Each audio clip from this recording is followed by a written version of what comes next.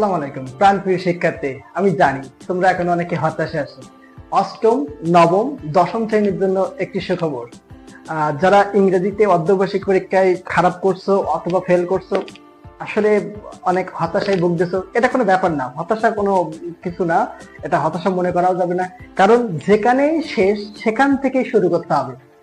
এখন একটি সুন্দর গুছানো প্রস্তুতি নিতে গেলে একটা সুন্দর মেন্টর লাগে, আউটস্ট্যান্ডিং মেন্টর লাগে, যার আওতায় থেকে বা যার অনুকূলে থেকে একটি সুন্দর গুছানো প্রিপারেশন তৈরি করা যায়। ইংরেজির জন্য সবচেয়ে বেস্ট অপশন হচ্ছে আরিফ স্যার। আমি চেষ্টা করব আমার ব্যাচের সকল স্টুডেন্টদেরকে বার্ষিক পরীক্ষায় একটি গুড এবং আউটস্ট্যান্ডিং প্রিপারেশন তৈরি করে দেওয়ার, যাতে তারা এই যে হতাশা থেকে কাটিয়ে উঠে বার্ষিক পরীক্ষায় একটি সুন্দর রেজাল্ট করতে পারে এবং শুধু নাম্বার নয়, শেখার দিকে ফোকাস দিতে পারে।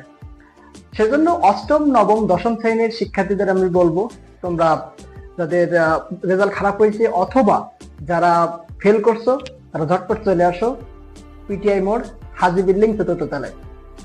দেখা হবে ইনশাল্লাহ। আরেকটি সুখবর হচ্ছে যে এইচএসসি ইন্টারমিডিয়েট ফার্স্ট ইয়ারের জন্য সুখবর। আমরা সামনের মাসের 1 তারিখ থেকে আমরা হচ্ছে এইচএসসি দের ব্যাচ শুরু করতে যাচ্ছি।